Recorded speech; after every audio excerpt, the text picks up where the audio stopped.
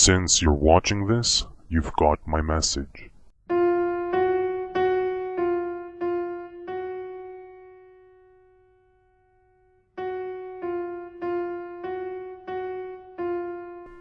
You already know my name, but there's one thing you do not know. The notorious Jack Ruby was my father, and I am Jack Ruby Jr.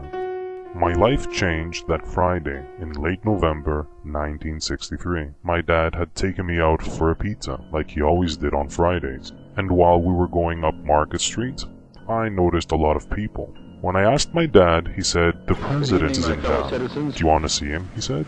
So we turned left onto Main Street, because Elm Street was full of people, and then we went up Houston Street. There, I bumped into Henry. Henry's a pruder, one of my childhood buddies. His dad, Mr. Z as we used to call him, had this really awesome camera. Henry then disappeared into the crowd, and I saw his father going toward Elm Street, where he met Miss Marilyn Sitzman. Anyway, at some point, I caught a glimpse of the president's car approaching, and that's when it happened. My father shouted, "No! It's too soon!" and he ran towards the warehouse. That night, he got a phone call, and I heard him saying that he was going to take care of things. The next time I saw him, he was behind bars. He told me at first that everything was going to be okay, and that they would get him out of prison when things blew over, but they never did. The press had been trying to find out what had happened. The word conspiracy was all over the news, and when people believe in a good conspiracy theory, they never let it die. Only a few people knew that Jack Ruby had a son, and after they told him what to do, shoot Oswald, they forgot about Jack Ruby and his son. He rotted in that prison, until one day somebody came and visited him and gave him something. It was a journal.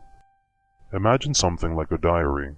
Now, why they gave it to my father, I still don't know. But my dad gave it to me before he died. I didn't open it until much later, only to discover, when I did open it, that it had things written inside, answers to the world's darkest secrets. You cannot even begin to imagine what I know. And they know I have this journal, and they also know what I know. So I've been in hiding. I used to work for a computer company as a web designer. That's why I can send you all this information through various sites. That way they can't find me. At least not for now. But it has been difficult to communicate with other people. They can find anyone. You think you can hide? You can't. That's why some of the messages I have been sending you had to be hidden. The ones I'm going to send you now may be even more difficult to crack. So, let's get back to your role in all of this. In the next few days, your task will be to find a phrase. The phrase will explain exactly what the attack is about. You will be receiving an email with explicit instructions as to how to find the phrase.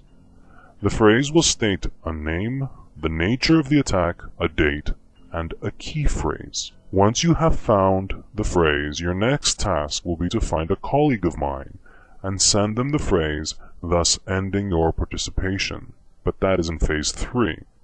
In order to enter phase 2, just read the email very carefully and follow the instructions. As soon as this video finishes, send me a blank email. The subject of the email must be, "This is a wonderful trip into the depths of conspiracies."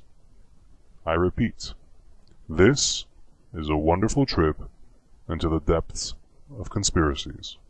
Good luck, and always beware.